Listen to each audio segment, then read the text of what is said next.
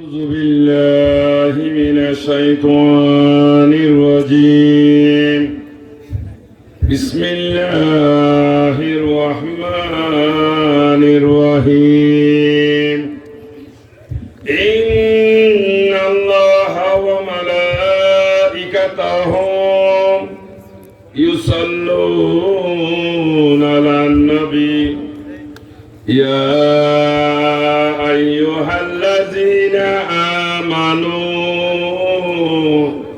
صلوا عليه وسلموا تسليما صلى الله على محبت رجل شهود وشكرا صلى الله على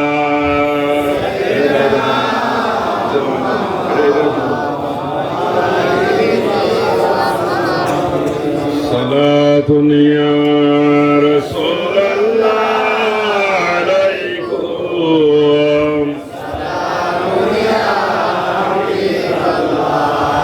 নিকলতে দম বড় কলমা নবিকা রসুল হাশমি ও আবু তাইকা সালাতুনিয়া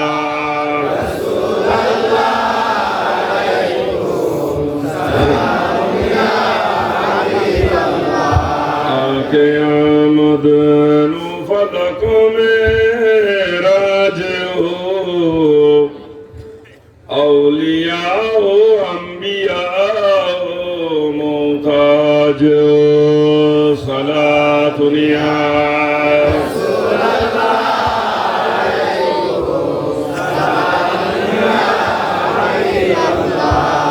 बरतुका के हम नशीने গনশিনী দর হুজুরে আউলিয়া সালাতুনিয়া সালামুনিয়া হাবিবাল্লাহ বিসমিল্লাহির রহমানির রহিম ইয়া আইয়ুহাল ইনসানু মা গররাকা বিরব্বিকাল করিম সাদাকাল্লাহুল মাওলানাল আযীম وصدق رسول النبي الحبيب الكريم ونحن على ذلك من الشاهدين والشاكرين رب صل وسلم وبارك عليه الحمد لله চাঁদপুর জেলার কসবা থানাধীন গোলাপবাগ এবং ইটাহার মাঝামাঝি খানকাই দরবার আজমের উদ্যোগে আজকের এই আজিমুশান ইমানি ইরফানি রুহানি মাহফিলের সম্মানিত উলামায়ে সম্মানিত অতিথিবৃন্দ এবং সুধী সমাজ আবার সালাম দিচ্ছি আসসালামু আলাইকুম ওয়া রাহমাতুল্লাহি ওয়া বারাকাতুহু। মহান আল্লাহ পাকের দরবারে ফুরত শুকরিয়া, যার অনুগ্রহ দয়ায় সারা দিনের অক্লান্ত পরিশ্রম, অনেক পেরেশানি, অনেক টেনশন, তথাপি আল্লাহ যে আমাদের কাছে বেহেশতের বাগানে সমবেত হয়ে আল্লাহ রহমত পাওয়ার উদ্দেশ্যে সমবেত হতে পেরেছি, সেটা আমরা সবাই দুঃখিত, বেজার, খুশি, বলুন মহব্বত করে আলহামদুলিল্লাহ। সাথে সাথে প্যারা নবী সরকারে দো আলম নূরে মুজাসসম রহমতুল মুজিনা নবী মুহাম্মদ রাসূলুল্লাহ সাল্লাল্লাহু আলাইহি ওয়াসাল্লামের পবিত্র কদম মুবারক অফুরন্ত দরুদ সালাম, যে রাসূল আল্লাহর পক্ষ থেকে আমাদের জন্য রহমত, নিয়ামত এবং শিক্ষক। পরিশেষে আপনাদেরও শুকরিয়া আদায় করতেছি। আল্লাহ পাক যেন আমাদেরকে স্বল্প সময়ের মধ্যে ভালো কিছু বলার, বোঝার এবং আমল করার তৌফিক দেন। উপস্থিতি, আমি তেমন কোনো যোগ্য ব্যক্তি নই, এত নামি দামি কোনো মানুষ নয়। ধর্মের একজন অগণ্য সেবক হিসেবে আল্লাহ পাকের অশেষ মেহেরবানিতে বিভিন্ন জায়গায় যাচ্ছি। ইতিপূর্বে আপনাদের এই অঞ্চলে আল্লাহ পাক দয়া করেছেন, এসেছি। আমাদের একজন সম্মানিত মুরব্বী জনাব মোহাম্মদ আবুল হোসেন এবং ওনার দুই ভাই বর্তমানে একজন অসুস্থ, তারা আন্তরিকভাবে মহাব্বত করে তাদের অমূল্য একটা সম্পদ আল্লাহর বাস্তে দয়া দান করেছেন, যেটার মূলত উদ্দেশ্য হলো আল্লাহর ইবাদত করা, রাসূলের পাকের প্রতি দরুদ শরীফ পড়া, যার মধ্যে আজকে প্রতিষ্ঠিত হয়েছে খানকাই দরবারে আজম। আমাদের উদ্দেশ্য লক্ষ্য হচ্ছে কোরআনে কারিমে আল্লাহ পাক ইরশাদ করেছেন বিসমিল্লাহির রহমানির রহিম আলা বিযিকরিল্লাহি তাতমাইন্নুল কুলুব। আল্লাহ বলতেছেন সাবধান, আল্লাহর জিকির ব্যতীত তোমার কলব শান্তি হবে না। তো উদ্দেশ্য হচ্ছে এটাই, আল্লাহর জিকির হৃদয়ের মধ্যে ধারণ করা। যে জিকিরের ফজিলত কি বলার চেষ্টা করবে, একটু মহব্বত করে শুনবেন, যেহেতু ওয়াজ মাহফিল অনেক জায়গায় হচ্ছে, শুনতেছেন। আজকে আমারও দু চারটা কথা শুনবেন। আমি কোনো তেমন কোনো এলেম নাই কিছু দিয়ে বুঝাইতে পারবো, সহজ সরল ভাবে দেশের কিছু উদাহরণ দিয়ে বোঝাবার করার চেষ্টা করব। আল্লাহ পাক আমাদেরকে কি দয়াটা করেছেন, কোন জিনিসটা পেয়ে আজকে আপনাদের দরজায় এসেছি। এই জন্য পীরের যোগ্যতা আমার মধ্যে নাই, আমি একজন ধর্মের ফেরিওয়ালা। যে কলমাটা পড়েছিলাম আজকে, সে কলমার মধ্যে একটা জিনিস বুঝে পেয়েছি, আলহামদুলিল্লাহ। এই জন্য এসেছি আপনাদের কাছে অবগত করার জন্য। যদি দুই একটা কাস্টমার পাই, মহব্বত করি, তাহলে আল্লাহর কাছ থেকে বিরাট একটা এনাম পাবো, আলহামদুলিল্লাহ।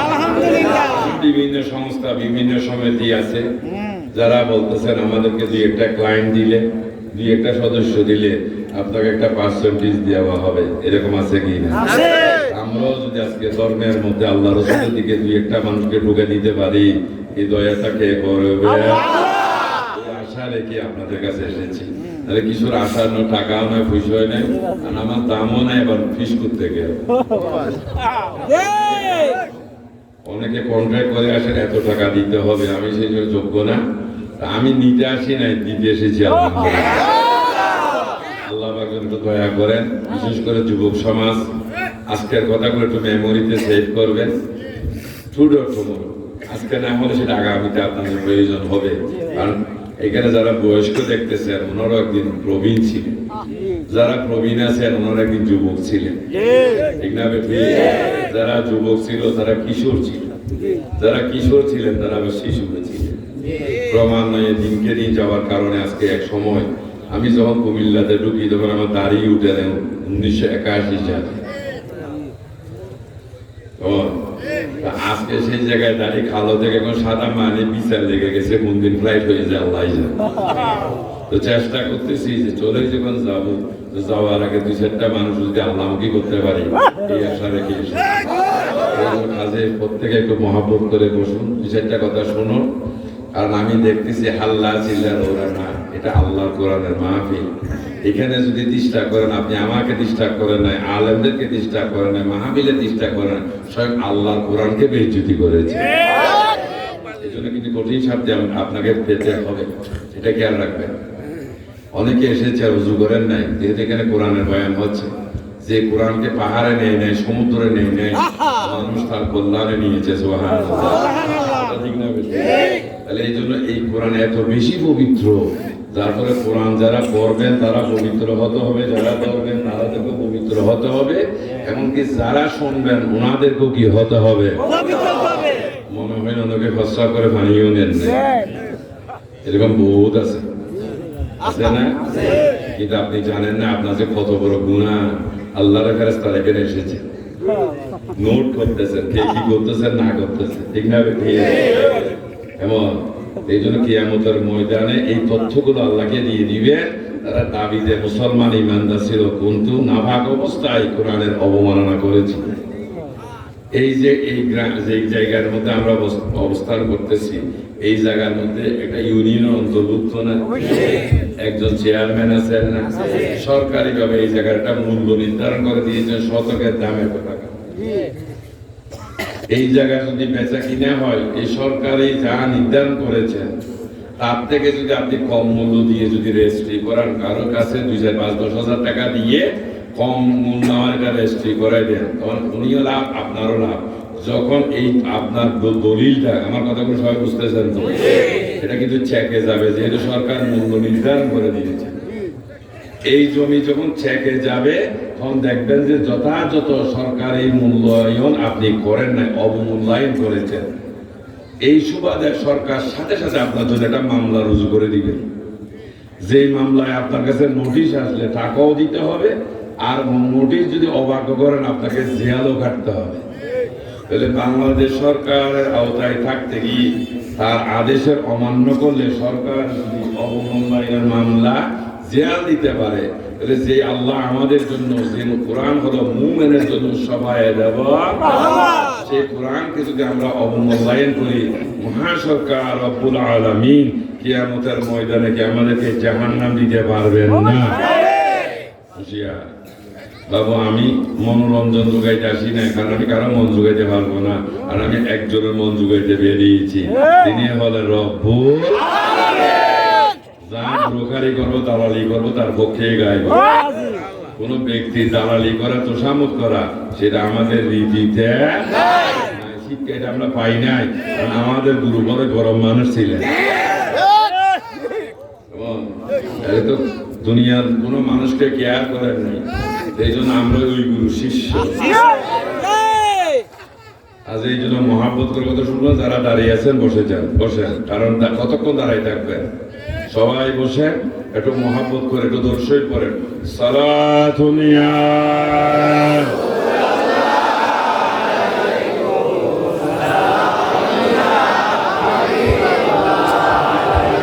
মহান আল্লাহ আমাকে দয়া করেছেন,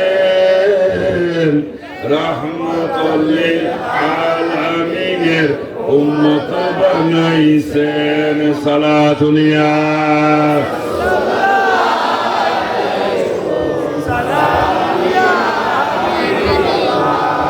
আলাইকুম। এই যে মাইকটা, এটা শক্তিতে ব্যাটারি মেশিনের মাধ্যমে অবস্থা বড় হচ্ছে, ক্রমান্বয়ে উপায় দিয়ে চলে, দেখবেন মাইক্রো ডিস্টার্ব করতেছে।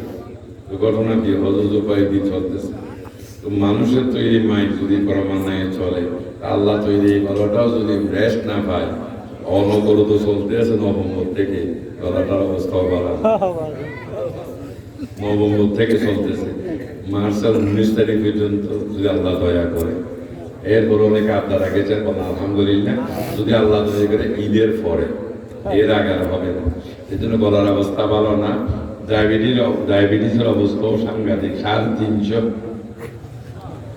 কেমন আল্লাহ পাক দয়া করে এনেছেন, কারণ চেষ্টা করতেছি, মৃত্যু তো হবে, ঠিক না বেটি?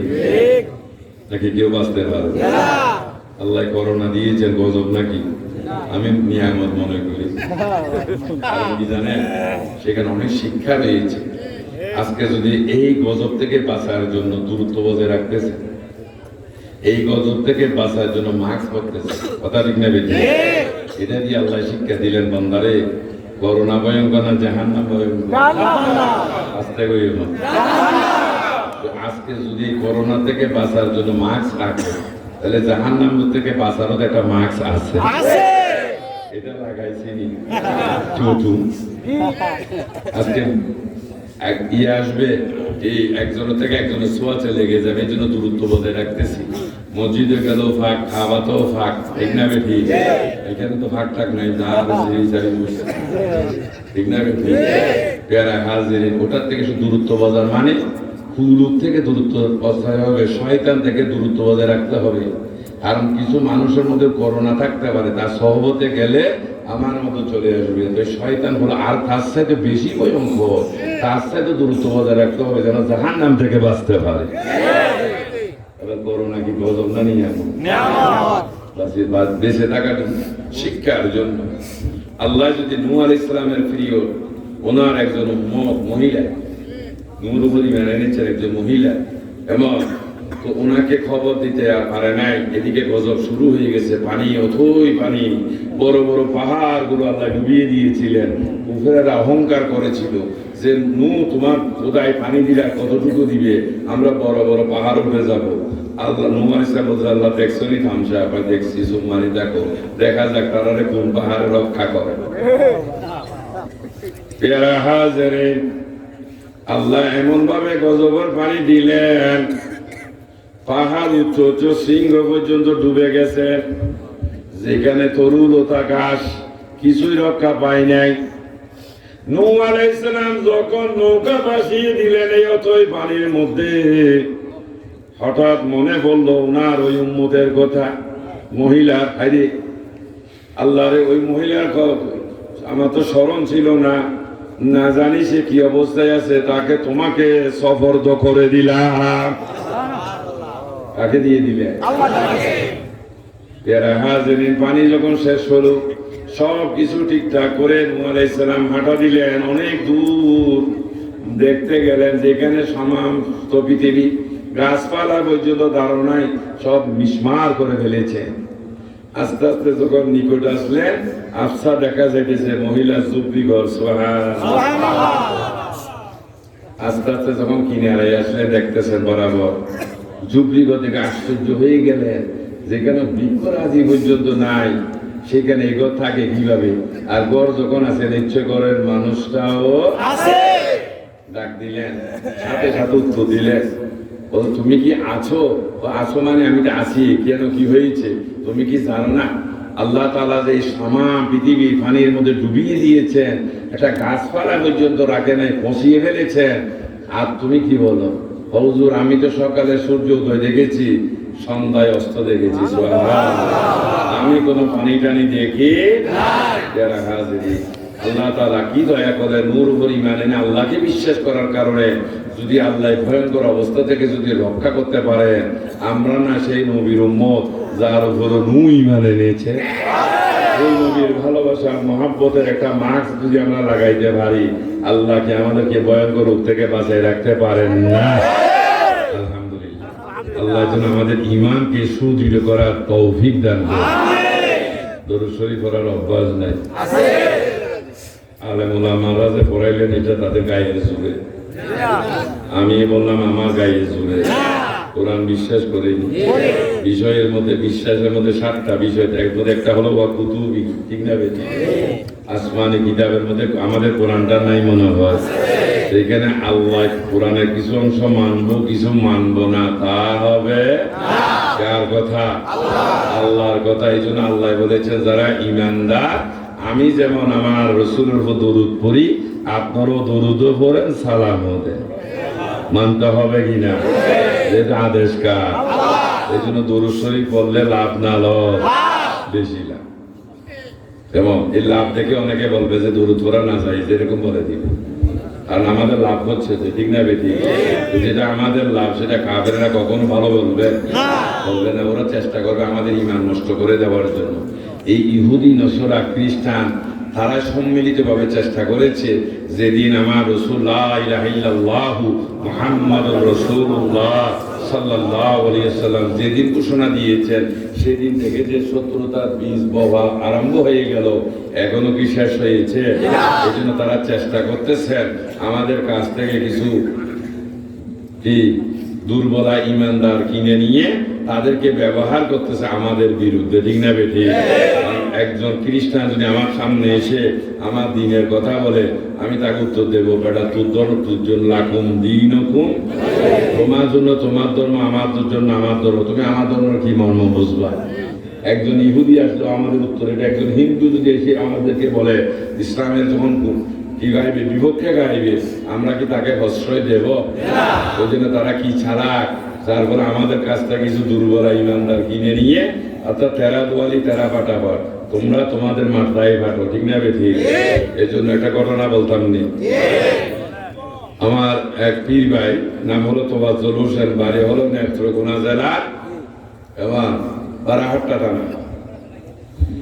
তাদের পূর্ব পাশে পাহাড়। এক ঘটনা বলতেছেন, যখন ধানের মধ্যে থৌর আসে, কথা তো ঠিক আছে, অনেক মিলে মিলেছে, থৌর বলে, যখন থৌর আসে পাহাড় থেকে ঝাঁকে ঝাঁকে বানর নামে, আর এই বানরগুলো কি করে, থৌরগুলো খেয়ে ফেলে, কৃষক মাঠে মারা। অনেক চেষ্টা, অনেক কিছু করেও তারা রক্ষা পাচ্ছে না। শেষে একজন বলতেছেন, অনেক বছর আগের কথা বলতেছি না, করে 30 বছর আগের কথা বলতেছি আমি, এই ঘটনাটা বলতেছেন, আমাকে যদি 2000 টাকা দাও, আমি এটা বুদ্ধি শিখাই দেবো, দানও রক্ষা হবে, বানরও আর আসতো না। ভাই দেখবো টাকা দেওয়া হয় না, করতো আগে টাকা দিয়ে দেয়, কেমন? তো টাকা 2000 দিলেন, এবার বুদ্ধিটা দেন, কিছু মনে করবেন না, যেহেতু বাঁচার জন্য। বলতেছে ওই বাংলা মদ আছে না, শরাব, এখন চিনছেন তো, বাংলা মদের সাথে আর বিনি চাউল তো চিনেন মনে হয়, যেটা রান্না করে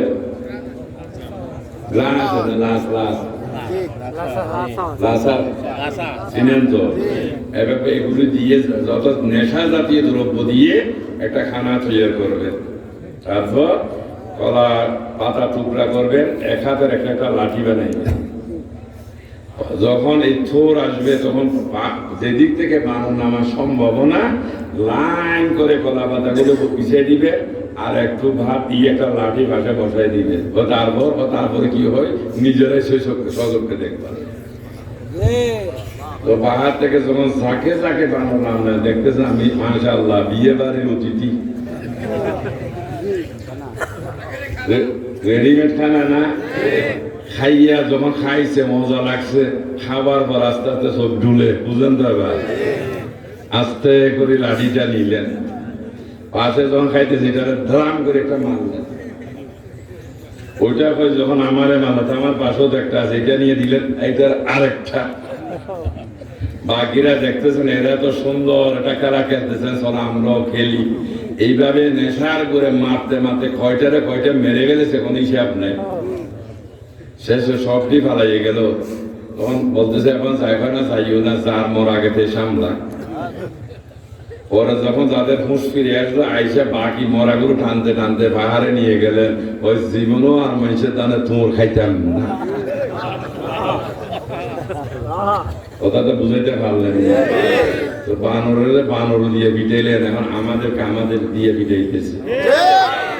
নেশার ট্যাবলেট খাওয়াই না, এই জন্য আপনারা নেশা বাদ দেন, হুঁশে আসে, নাইলে ইমান রক্ষা। আল্লাহুম্মা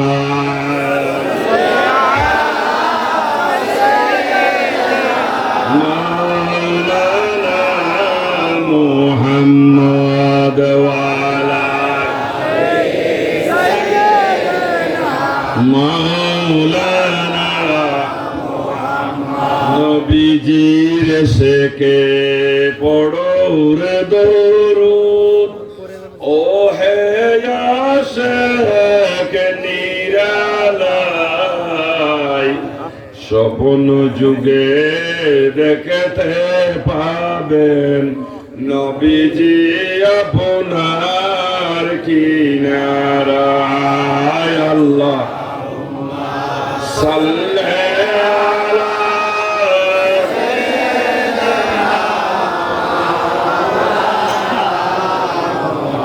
ওয়ালা আলি সাইয়্যিদিনা মুহাম্মদ সাল্লাল্লাহু আলাইহি ওয়াসাল্লাম।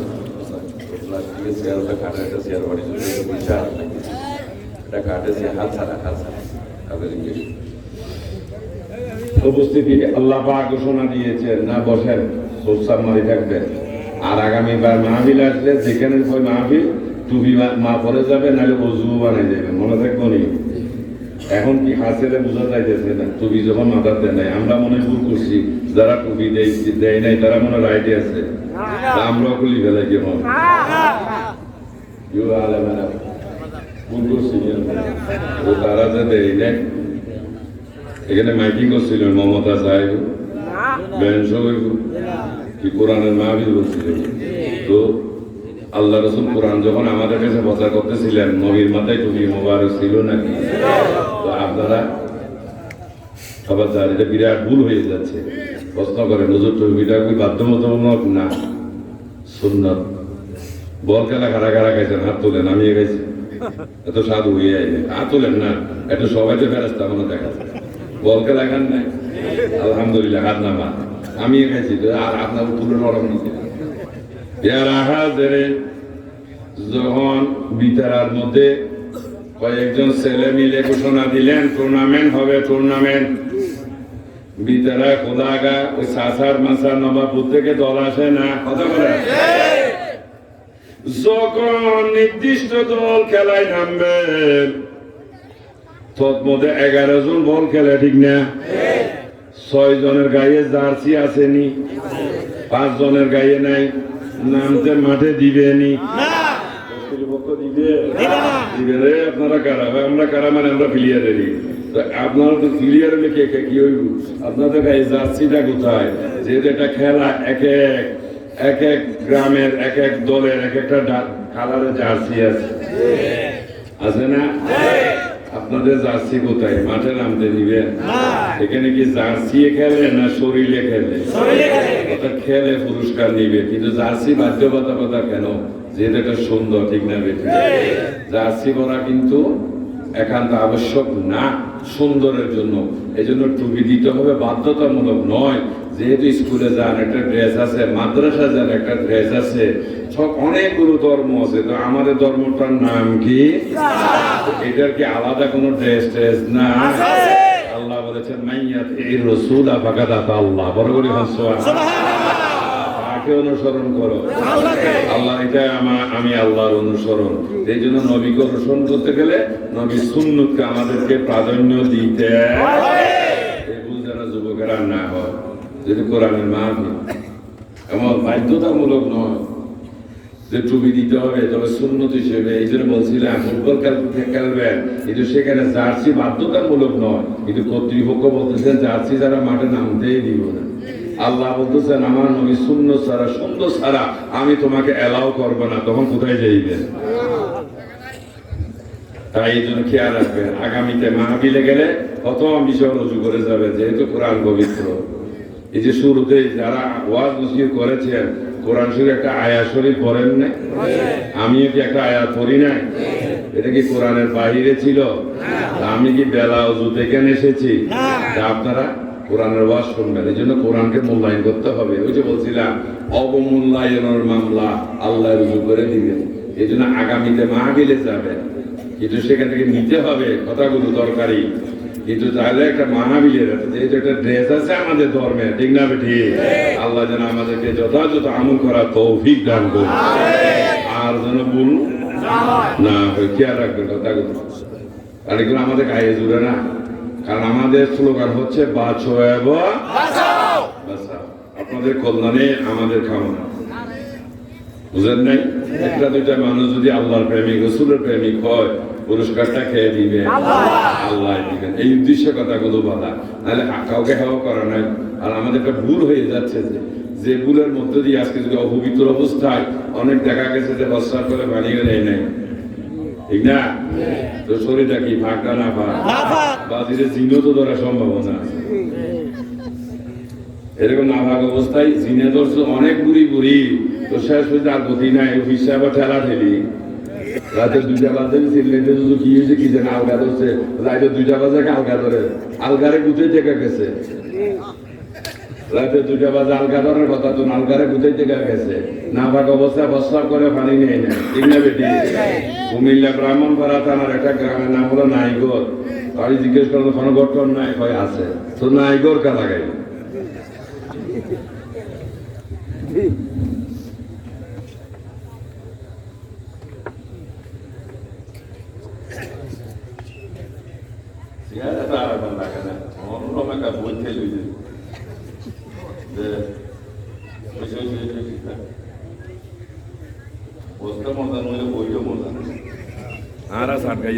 বন্য চাইলেন লড়ে, খাইন্য চাইলে মরে। বুঝেনি কথা? বসতে না জানলে খালি লড়াচড়া শুরু হইব। খাইন্য জানলে কি হয়? মরে। খাইতে না জানলে মরে। তো চাকরি রাখা কি হইতেছ না? এই বুদ্ধিলেন রাখা জেরে কি বলতেছিলাম? নাই গর নাই, গর আছে। নিয়ে গেলেন এক ছেলেকে, ঘটনা কি? খালি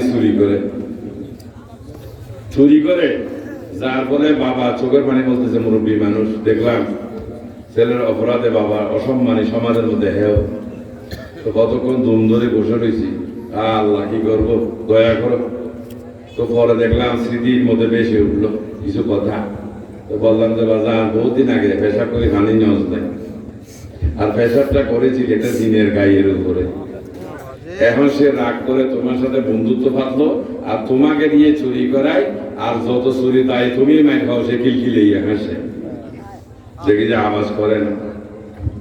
এটা বন্ধু আছে না আছে তো বাজার যদি আল্লাহ দয়া করে আমি চেষ্টা করো দয়াটা আল্লাহ আমি একটু তোমাকে ঝাড়ি দিব আগামী বেশি তার পয়সা না থাকলে কারো থেকে খরচ করে লোন করে হইলে আসবা দরকার আমি পকেট থেকে তোমার গাড়ি ভাড়া দিয়ে দেবো আসবা নেই ভাই আসবো তো যাক আল্লাহ তালার করুণায় তাকে জানিয়ে দিলাম যাওয়ার পথে গেছে বন্ধু আর নেই বন্ধু আর লাগবে না বন্ধু আর শরীরে ভালো লাগে না এই জন্য খেয়াল করবেন কথাগুলো এই যে প্রস্রাব করে পানি নিচ্ছেন না কেমন যেহেতু জিনু আছে মানুষও আছে আল্লাহ জিনার মানুষের বিচার করবেন এ রাত্রে বেলায় দেখবেন যে নাক অবস্থায় বিয়ে একটা আছাড় মারে আলুর বত্ত বানাই দেয় সময় এই জন্য আর আবার ধর্ম দাবি করি মুসলমানকে নাবাক টাকা শিখে ইসলামের মধ্যে আসেন তো খেয়াল রাখবেন খবরদার এগুলো যেন গুণা কারণ এই ভুলের কারণ গুণা হয়ে যাচ্ছে আল্লাহ যেন আমাদেরকে ভুল সংশোধন করে গুনাহ থেকে বাঁচার তৌফিক দান করেন মহান আল্লাহ আমাকে দয়া করেছে রাহমাতুল লিল আলামিনের সালাতুল ইয়া সালামুন ইয়া হাবিবাল্লাহ আলাইকুম আলহামদুলিল্লাহ আল্লাহ রাখতেছেন ইয়া ওগো আইয়ুহাল ইনসানু মা গাররাকা বিরাব্বিকাল কারীম হে মানুষ কোন জিনিসটা তোমাকে তোমার প্রতিপালক থেকে বিমুখ করে রেখেছে তাহলে আমরা ঈমান আনছিলাম আল্লাহমুখী না হইতে আল্লাহমুখী হইতে ইসলাম ধর্ম গ্রহণ করলাম কারণ এই দেশের মধ্যে ইসলাম আগে না হিন্দু ধর্ম আগে হিন্দু ধর্ম আগে বুঝে কথা বলবে বৌদ্ধ ধর্ম আগে খ্রিস্ট ধর্ম আগে ঠিক না বেশি আমাদের অনেক মুরব্বীরা পুরাতন দলিল দেখবেন দাদা দাদা দাদা দেখবেন হিন্দু নাম ঠিক না বেশি হিন্দু নাম আর তার ছেলের নামও হিন্দু কিন্তু পরবর্তী গিয়ে দেখা যায় নাতির করে যায় লেখা আছে মোহাম্মদ অমুক একই রক্ত একই ধারাবাহিকতা ঠিক না বেশি তাহলে বোঝা যাচ্ছে ওই ধর্ম আগে ছিল আজকে আমরা ইসলাম কেন গ্রহণ করলাম উদ্দেশ্য আছে না নেই আছে কারণ একটা প্রতিষ্ঠান যদি ভালো হয় শিক্ষাটাও কি হবে শিক্ষা ভালো হলে সার্টিফিকেট কি হবে সার্টিফিকেট ভালো হলে চাকরি কি হবে আর চাকরি ভালো হলে বেতন কি হবে আলহামদুলিল্লাহ বেতন ভালো হলে দুনিয়ার অবস্থাও ভালো হবে বুঝলেন তো কথা তাহলে শুরু ভালো যা সব ভালো এই জন্য আজকে আমরা কি করি আমাদেরকে বা আমাদের সন্তানদেরকে আমরা চেষ্টা করি একটা ভালো প্রতিষ্ঠানে মাদ্রাসা হোক স্কুলে হোক ভালো জায়গায় আমাদের ভর্তি করায় কারণ এখানে ভালো প্রতিষ্ঠান ভালো হলে শিক্ষাও ভালো হবে ঠিক না বেটি তাই এতগুলো ধর্ম থাকতে আমরা কেন ইসলাম গ্রহণ করলাম কারণ ইসলাম যে ভালো তার প্রমাণ শুরুতে আল্লাহ দিয়ে দিয়েছেন ইসলামের নিয়ম অনুসারে যারা আল্লাহ এবং রসুলকে মেনে নিয়েছেন নবী সুন্নত মোতাবেক যারা আল্লাহর আদেশকে পালন করেছেন আমল করেছেন আল্লাহ দুনিয়া থাকা অবস্থায় 10 জনকে জান্নাতের সুসংবাদ দিয়ে দিয়েছে সুবহানাল্লাহ কয়জনকে 10 জনকে বলে ইসলামের শুরুতে ভালো রেজাল্ট আসতেছে কিনা এরা হাজিরিন এই জান্নাতের সুসংবাদ হিন্দু ধর্ম দিতে পারছেনি বৌদ্ধ ধর্ম দিয়েছিল কিনা খ্রিস্ট ধর্ম দিয়েছে কিল না ইহুদি ধর্ম দিয়েছে কেন তাহলে ইসলামের শুরুতে যারা আল্লাহর ইচ্ছাকে রসুলের সুন্নত মোতাবেক বাস্তবায়ন করেছেন আল্লাহ ওনাদের উপর বেজার হয়েছেন কি হয়েছে খুশি হয়ে কি পুরস্কার দিলেন জান্নাত এটা কি মুখের কথা না ওনারা দেখছিলেন দেখছে কিভাবে দেখলেন হযরত আলী রাদিয়াল্লাহু তাআলা আনহু ফজরের নামাজ মসজিদে পড়ার জন্য রাস্তায় উঠে দাঁড়ায় থাকতেন অপেক্ষা করতেন হযরত সাইয়েদনা আবু বকর রাদিয়াল্লাহু তাআলা আনহুর জন্য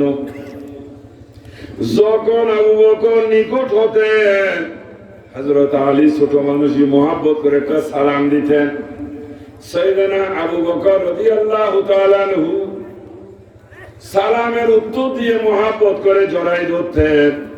দুইজন এক সময় আলিঙ্গন অবস্থায় মসজিদে নবী পর্যন্ত চলে এসেছে। এই দৃশ্য অনেক সময় আমার নবী দেখে বড়ই না খুশি হতেন। আমার সাহাবাদের মধ্যে কত মহাব্বত। এইভাবে প্রতিদিনকার রেওয়াজ। হঠাৎ একদিন ব্যতিক্রমে ঘটনা ঘটে গেল। আলী রাদিয়াল্লাহু তাআলা আনহু যথাসময়ে নামাজে যাওয়ার জন্য দাঁড়িয়ে আছেন, অপেক্ষায় আছেন। হযরত আবু বকর রাদিয়াল্লাহু তাআলা আনহু উনি আসতেছেন, দেখতেছেন। প্রতিদিন তো উনি সালাম দেন আলী, আর আবু বকর সালাম নেন। ওই সুবাদে আবু বকর প্রস্তুত হয়ে আছেন, আলী এইমাত্র সালাম দিবেন, আমি আর উত্তর দেব। কিন্তু দেখলেন বিপরীত ঘটনা। চলে আস্তে আস্তে নিকট চলে আসলেন, হযরত আলী সালাম দেন নাই।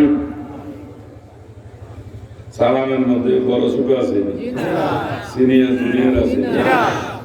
এখন আমি হিসাবে সালাম দিতে চলে গেছে নাকি? আর আল্লাহ রাসূলের সুন্নাত, নবীর থেকে বড় বীর হবেনি, বড় নবী হবেনি, বড় আলেম হবেনি, হাফেজ হবেনি, শাইখুল হাদিস হবেনি, আর সব তো নবীর থেকেই। এই রাসূল যদি আগে সালাম দেয়, আমরা দিলে আপত্তি কোথায়? এটা হলো নবীর আদর্শ, ঠিক না বেটি? আল্লাহ বলেছেন লাকাদ কানা লাকুম ফি রাসূলিল্লাহি উসওয়াতুন হাসানাহ। রাসূল পাক সাল্লাল্লাহু আলাইহি ওয়াসাল্লামের মধ্যে তোমাদের জন্য উত্তম আদর্শ রহিয়েছে। বড় করে বল সুবহান। এই জন্য মুরব্বী যদি বাচ্চাদেরকে সালাম দেয়, বাচ্চা শিখবে, ঠিক না? বাচ্চা শিখবে। খালি বাচ্চারা সালাম দিবে এমন দিন, আমরা যদি আগে সালাম দিই মুরিদেরা শিখবে। আমাদের বিশ্বাস যখন সালাম দেয় তারা বুঝে যাচ্ছে আমাদেরকেও সালাম দিতে। মাদ্রাসায় ঢুকার ক্লাসরুমে ঢুকে হুজুররা সালাম দিলে হুজুরগিরি চলে যাবে মনে হয়। 10 দিবে না কেমন? খালি নিতেই আছে। তো এই জন্য শিখবে, কথা ঠিক না বেঠে? আমার ছাত্র এই জন্য কিছু মনে করবেন। আলেম আমার কাছে আবার ভর্তি হয়েছে এখানে একটা মিটার চালু করার জন্য।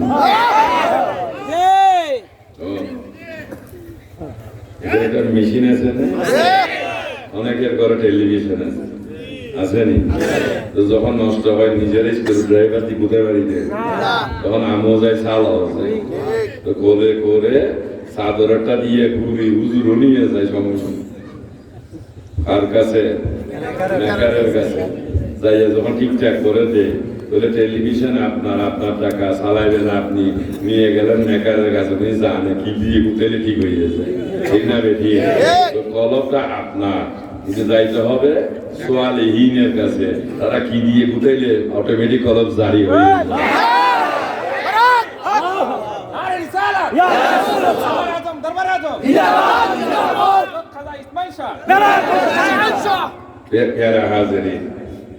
হযরত আলী চুপচাপ দাঁড়িয়ে আছে, উনি আগে সালাম দেখ।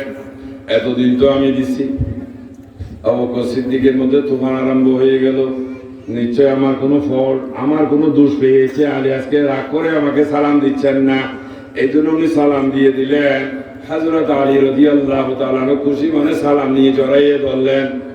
হযরত আবু বকর জড়াইয়া ধরল, ওনার মধ্যে একটা বিধি কাজ করতেছে, নিশ্চয় আমার কোনো অপরাধ হয়েছে। ইহাতে আলী আমার উপর সন্তুষ্ট হন নাই, কারণ আলী ছোট্ট মানুষ, অপরাধ হলে কোনো যায় আসে না। ভয়ঙ্কর বিষয় হল উনি আহলে বায়াত, আহলে বায়াত। কোন দোষ যদি ধরে তাহলে শেষ। এইভাবে যখন মসজিদে চলে আসলেন, নামাজের পর আল্লাহ রাসূল তাকবীর মুবারক করতেছেন। হযরতে আবু বকর মলিন মুখে বসে আছেন, আমার রাসূল বারবার তাকাইতেছেন। আবু বকরের চেহারা মুবারক দেখে নবীও অসন্তুষ্ট হয়ে গেলেন। আজকে আমার আবু বকরের কি হলো, এত বেজার কেন? নসিহত মুবারক শেষ করে বিদায় দিয়ে ডাক দিলেন, ও আবু বকর এদিকে আসেন। আজকে দেখলাম শুরু থেকে আপনার চেহারা মলিন। কিছু না মানে কিছু একটা তো হয়েছে। কি হয়েছে? রাসূল প্রতিদিন আমি আর আলী একসাথে নামাজে আসি। হ্যাঁ, আমি অনেকবার দেখেছি।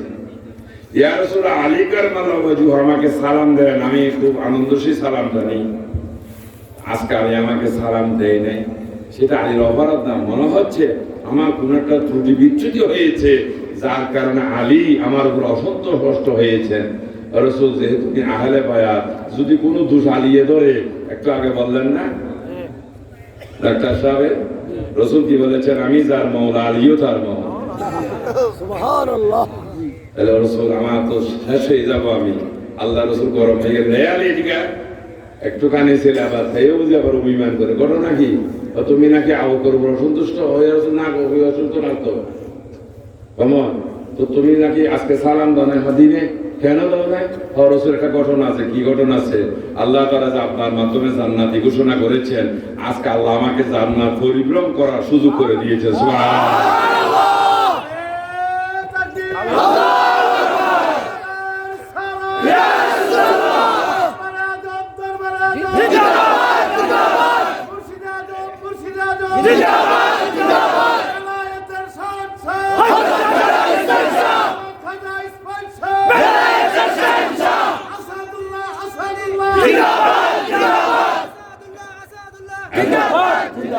এতক্ষণ রাইফেল একসাথে গাইলে যাই মরেও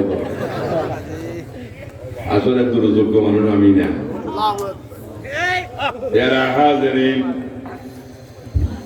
ইয়া রাসূলুল্লাহ, জান্নাত ঘুরতে ঘুরতে এক জায়গায় গিয়ে থমকিয়ে দাঁড়াইলাম। সেখানে লেখা আছে, এই সুন্দর মনোরম পরিবেশ তাদের জন্য যারা আগে সালাম দেয়, যারা আগে রাসূল এখানে দাঁড়িয়ে আমি চিন্তা করলাম, আমি হযরত আবু বকরকে প্রতিদিন আগে সালাম দিই,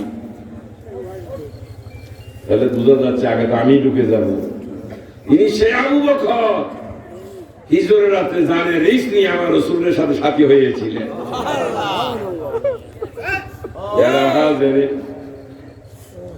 আমার রাসূল একদিন অমাবস্যা রাত আকাশের দিকে তাকাইতেছেন, বিরক্ত লাগে। এমন সময় মা আয়েশা সিদ্দিকা এসে বললেন, ইয়া রাসূলুল্লাহ, কি করতেছেন? আয়েশা রে, আকাশে তারকা দেখতেছি। নবী আমার, কি দেখলেন? কতটুকু দেখলেন?